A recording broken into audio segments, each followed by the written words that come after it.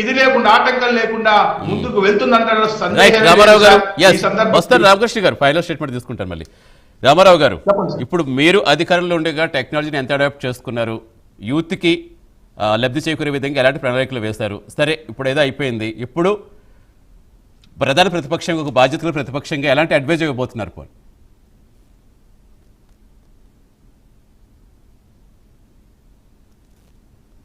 వినిపిస్తుందా రామారావు గారు?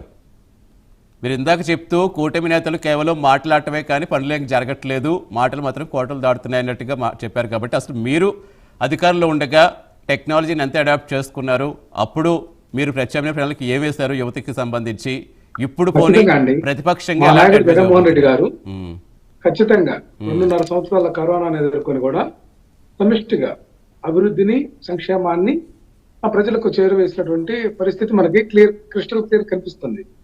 ఇందాక టీడీపీ అధికార ప్రతినిధి దర్శిత్ మాట్లాడుతూ విశాఖపట్నానికి ఏం తీసుకొచ్చారు అన్నారు. మీ మాదిరిగా 2 నాలుకల ధోరణి లేదు. విశాఖపట్నం స్టీల్ ప్లాంట్ విషయంలో చంద్రబాబు నాయుడు గారు 2 నాలుకల ధోరణి చూసాం, పవన్ కళ్యాణ్ గారు 2 నాలుకల ధోరణి చూసాం.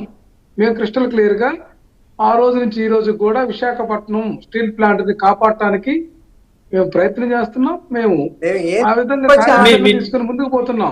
పార్లమెంట్ లో కానీ ఎక్కడైనా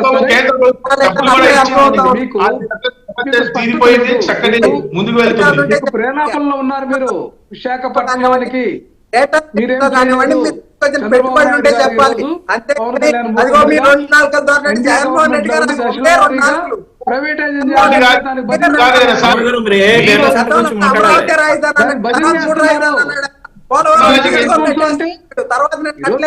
మనం అన్ని అంశాలు కూడా వైఫల్యం చెందారు.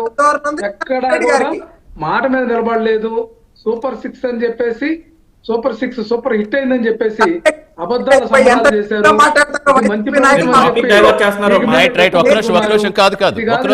మనకి అంత సమయం ఉండదు రామారావు గారు.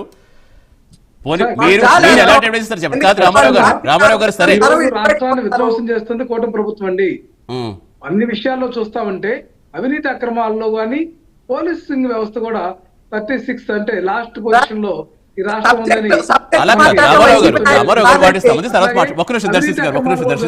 కాదు టెక్నాలజీ పరంగా ఇప్పుడు మనకు కావాల్సింది యువతకు ఉద్యోగాలు, రాష్ట్రానికి కంపెనీలు. కాబట్టి టెక్నాలజీ పరంగా మీరు ఎలాంటి అడ్వైజెస్ ఇస్తారు? నిజంగా అందులో లోపాలు ఉంటే చెప్పండి, ఇది కరెక్ట్ కాదు, ఇది ఇలా చేయడం వల్ల పెద్దగా ఉద్యోగాలు రావు, మీరు ఇలా చేయడం వల్ల ఉద్యోగాలు వస్తాయి, ఇలాంటి ఏదైనా మంచి సూచనలు ఇస్తారా ఏమైనా? ఇక్కడ ఒక అంశం అండి, వీళ్ళు చెప్పేటటువంటి ఉద్యోగ కల్పన అనేది అంతా కూడా పార్స్ బోగస్. ఎందుకు ఎలా అనిపిస్తుంది మీకు? దేంట్లో పాలసీ అనిపిస్తుంది? ఏది చేస్తే కరెక్ట్ అవుతుంది? పోనీ మేము చెప్తున్నామండి ఇక్కడ అదే. మేము ఇప్పుడు విశాఖపట్నంలో భోగాపురం ఎయిర్పోర్ట్ మా హయాంలో పూర్తి చేస్తే దాన్ని వీళ్ళే క్యాచ్ చేసుకుని దానికి ఉద్యోగాలు వచ్చినాయని చెప్పుకుంటారు. అట్లాగే పోర్ట్లు 4 పోర్ట్లు మేము దాదాపు 90% దాకా పూర్తి చేస్తే దాని క్రెడిట్ మాకే కావాలని చెప్పి కాదు రామారావు గారు, మీరు మళ్ళీ ముందుకు వస్తే ముందే చెప్పాను, క్రెడిట్ ఎవరిది అనేది కాదు. నిజంగా రాష్ట్రానికి ఎవరు పాటుపడ్డారు, రాష్ట్ర అభివృద్ధి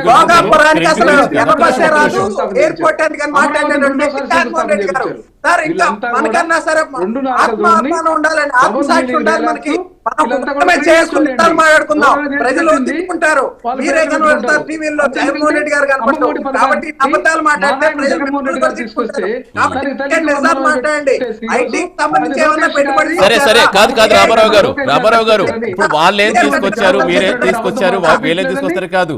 ఇప్పుడు టెక్నాలజీ పరంగా మాట్లాడుకుంటున్నాం కాబట్టి, ఏ క్వాంటమ్ గురించి మెయిన్ గా మాట్లాడుకుంటున్నాం కాబట్టి, నిజంగా ఇందులో మీకు ఏదైనా ఎక్కడైనా కనిపిస్తుంటే లోపల ఏంటో చెప్పండి అని చెప్తున్నా. ఇక్కడ ఇది రాష్ట్రానికి సంబంధించింది కాదండి సతీష్ గారు, ఇది కేంద్ర ప్రభుత్వానికి సంబంధించి. కరెక్టే, మన రాష్ట్రానికి రప్పించుకోవాలంటే ఏం చేయాలి? అంతే.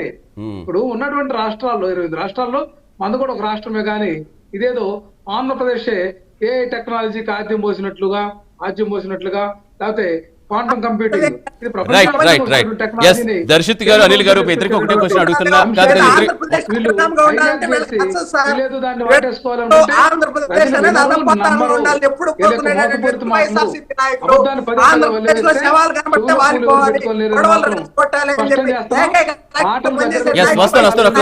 సమయం అయిపోతుంది మనకు. కాదు కంటిన్యూ ప్రాంప్టింగ్ వద్దు, ఒక్క నిమిషం కాదు కొంచెం అలా కాదు, యూత్ కి అర్థమయ్యే విధంగా ఒక్కసారి మాట్లాడుకుందాం. ఒక్క నిమిషం రామారావు గారు ఒక్క నిమిషం ప్లీజ్. దర్శిత్ గారు, అనిల్ గారు ఇద్దరు కూడా యువ నాయకులు కాబట్టి, నిజంగా ఇప్పుడు ఈ టెక్నాలజీని యువత అందిపుచ్చుకోవాలంటే ప్రభుత్వం తరపు నుంచి ఎలాంటి శిక్షణ అనేది అవసరం, ఎన్ని రోజుల్లో మనకు ఆ సెక్షన్ పూర్తయితే మనం ఆ అవకాశాలు వేగంగా అందిపుచ్చుకోగలమంటారు? వన్ బై వన్ చెప్పండి. ముందు దర్శిత్ గారు. ఇక్కడ ఒకటండి, ఆంధ్రప్రదేశ్ కి మరి అమెరికా నుంచి పర్డ్యూ యూనివర్సిటీ ఒక రెనోడ్ యూనివర్సిటీ అది, అదే విధంగా జపాన్ నుంచి టోక్యో యూనివర్సిటీ, ఈ 2 యూనివర్సిటీలతో కూడా ఆంధ్రప్రదేశ్ ప్రభుత్వం ఒప్పందం చేసుకున్నటువంటి పరిస్థితి ఉంది. ఇక్కడ రాబోయే రోజుల్లో లక్షలాది మంది విద్యార్థులకి, అదే విధంగా విద్యార్థులకి శిక్షణ అందించడానికి అధ్యాపకులకి, వాళ్ళందరికీ కూడా ఒక సమగ్రమైనటువంటి శిక్షణ అందించి రాబోయే రోజుల్లో ఈ టెక్నాలజీని ఏ విధంగా అయితే విస్తృతంగా ప్రజల్లోకి తీసుకెళ్లాలి, దాన్ని ఎలా వినియోగించాలి, దాన్ని ఎలా బిల్డ్ చేయాలనే దాని మీద శిక్షణ అందించడానికి ఈ సంస్థలతో, ఈ విశ్వవిద్యాలయాలతో ప్రభుత్వం ఎంఓయూ చేసుకునేటువంటి పరిస్థితి ఉంది. అదే విధంగా ఐబిఎం ద్వారా మరి దేశవ్యాప్తంగా 50 లక్షల మందికి ఈ శిక్షణ అందించాలని ఐబిఎం నిర్ణయం తీసుకుంటే దానిలో 10 లక్షల మందికి ఆంధ్రప్రదేశ్ లో శిక్షణ అందించాలని చెప్పి ముఖ్యమంత్రి గారు కోరుతా ఉన్నారు. మేము ఫస్ట్ నుంచి కూడా క్లియర్ గా ఉన్నాం, ఇక్కడ ఇది 0 నుంచి మొదలు పెడతా ఉన్నటువంటి ప్రాజెక్ట్ ఈ క్వాంటమ్ వ్యాలీ ప్రాజెక్ట్. ఈ 0 నుంచి మొదలు పెట్టే సమయంలో ప్రజలకు అవగాహన రావాలి, స్టేక్ హోల్డర్స్ అందరికీ కూడా ఒక స్పష్టమైనటువంటి మార్గదర్శనం కూడా ఉండాల్సినటువంటి అవసరం ఉంది, దీన్ని ఖచ్చితంగా ముందుకు తీసుకెళ్లాలనేది. కాబట్టి కలపని మాటలు చెప్పే ఉద్దేశం మాకు లేదు. మాకెప్పుడు కూడా ఆంధ్రప్రదేశ్ టాప్ లో ఉండాలనుకుంటాం. కొంతమంది లాగా ఆంధ్రప్రదేశ్ అధపాతాళానికి వెళ్ళిపోవాలి మేము ఏనాడు కూడా కల్లో కూడా మేము ఆలోచించినటువంటి పరిస్థితి అని కూడా ఈ సందర్భంగా తెలియజేస్తాం. రైట్ అండి. ఎస్ అనిల్ గారు, ఏ రావడం లేదు, ఉద్యోగాలు పోతాయని భయాలు ఎక్కువగా ఉన్న అవకాశాలు అందిపుచ్చుకుంటే మరింత ముందుకు వెళ్తాం అనేది మాత్రం సుస్పష్టం. ఇప్పుడు యువత కూడా ఎలా అలర్ట్ గా ఉండాలి, వాళ్ళు ఎలాంటి అవగాహన కార్యక్రమాలు మీరు చేపట్టబోతున్నారు? ఇప్పుడు టెక్నాలజీ తోటి మనం వెయిట్ చేయకూడదు, టెక్నాలజీ మారే కొద్దీ మనం మారుతూ ఉండాలి. అప్డేట్ అవుతుంది. దాని ప్రకారంగా మనం ముందుకు నడుస్తూ ఏమేమి కావాలో దాన్ని గవర్నమెంట్ ద్వారా మనం అన్ని అందిపుచ్చుకున్నట్టు చేసుకోవాలండి. ముఖ్యంగా ఈ కంపెనీస్ ఏవైతే ఉన్నాయో, ఈ క్వాంటమ్ వ్యాలీ కానీ ఏవైతే వచ్చినవన్నీ అనుసంధానం అయ్యి వస్తే దాని తగ్గట్టు కాలేజీల్లో కానీ కోర్సెస్ స్కూల్ వైజ్ నుంచే స్టార్ట్ చేస్తూ వాళ్ళకి కొత్త టెక్నాలజీ నేర్పిస్తూ ముందుకు వెళ్తారండి. వచ్చే టెక్నాలజీ కోసం మనం వెయిట్ చేస్తూ ఉంటే మనం గ్రోత్ అనేది అక్కడతో అయిపోతామండి. దాంతో మనం పరిగెడుతూ ఉండాలి. సో ఈ రోజు రేపటి కోసం అనేది ఈ రోజే పునాది వేసుకుంటూ వెళ్తే రేపు అనే రోజు మనకి చాలా ఈజీగా ఉంటుందండి. ఈ రోజు ఎంఓఈలతో అయిపోలేదు, అక్కడ అగ్రిమెంట్లు, తర్వాత ఇన్ఫ్రాస్ట్రక్చర్ మొత్తం అన్ని డెవలప్ అయిన తర్వాతే ఆ జాబ్స్ అన్ని వస్తాయండి. ఎప్పటికప్పుడు ఇంకా టెక్నాలజీస్ కొత్త వచ్చినప్పుడు మన ఈ ఇన్స్టిట్యూట్స్ అవి కూడా స్కూల్ నుంచే స్టార్ట్ చేస్తూ వాళ్ళని డెవలప్ చేసే విధానంగా గవర్నమెంట్ తీసుకెళ్లాలని చెప్తున్నాను. రైట్ అండి. రామకృష్ణ గారు, ఫైనల్ కంక్లూడ్ చేయండి. ఎందుకంటే ఏపీ ఎంత సిద్ధంగా ఉన్నా కేంద్రం నుంచి కూడా అంతే సపోర్ట్ కావాలి.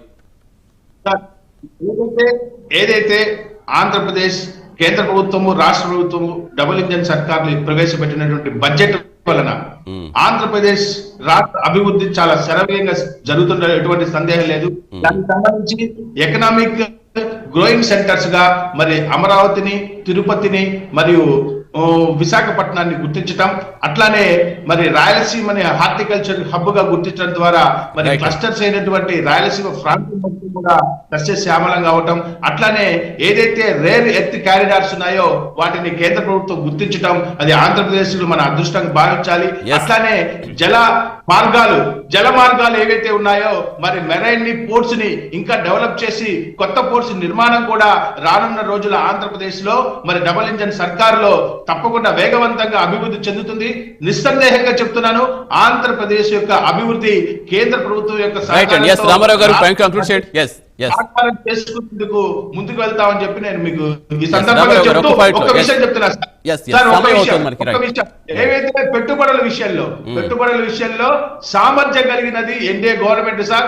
దావోస్ లో చూసాం, గత 5 ఏళ్లలో 0 పెట్టుబడులు వచ్చిన వ్యక్తులు ఇంకా అయిపోయింది, మనకెందుకు లేక జరగబోయేది కావాలి కాబట్టి. రామారావు గారు, ఫైనల్ స్టేట్మెంట్ ఇవ్వండి. రామారావు గారు కంక్లూడ్ చేయండి. రామారావు గారు, సమయం అవుతుంది ఒక పాయింట్ లో. ఒక్క నిమిషం రామకృష్ణ గారు. ఎస్ రామారావు గారు. ఇప్పుడు ఏఐ టెక్నాలజీ కావచ్చు, క్వాంటమ్ కంప్యూటింగ్ కావచ్చు, ఇది ఆహ్వానించదగ్గ పరిణామం. అయితే వీళ్ళు చేస్తున్నటువంటి ప్రచార ఆర్భాటాలు, ప్రచారము, హైజాకింగ్ అది పద్ధతి కాదు. 2G, 3G, 4G, 5G వచ్చిందండి. ఇది కూడా చంద్రబాబు నాయుడు తెచ్చాడంటే, చంద్రబాబు గారు తెచ్చారనేది కాదు. మీరు మళ్ళీ మొదటి రామారావు గారు, చంద్రబాబు గారు తెచ్చారంటలేదు, అవకాశాలు అందిపుచ్చుకోవడంలో కదా మనకు కావాల్సింది. అవకాశాలు అందిపుచ్చుకునే విధంగా ఎలాగ అప్రమత్తం చేసుకోవాలో మాట్లాడుకుందాం. ఇంకేందుకు రాజకీయ పరంగా విమర్శలు ఎందుకు? ఇప్పుడు ఆహ్వానించదగినటువంటి పరిణామాలు ఏమంటే చూద్దాం, అవకాశాలు తీసుకొస్తే. కానీ దాన్ని మేమే కనిపెట్టాం, మేమే తీసుకొచ్చాం, మేమే సృష్టించాం.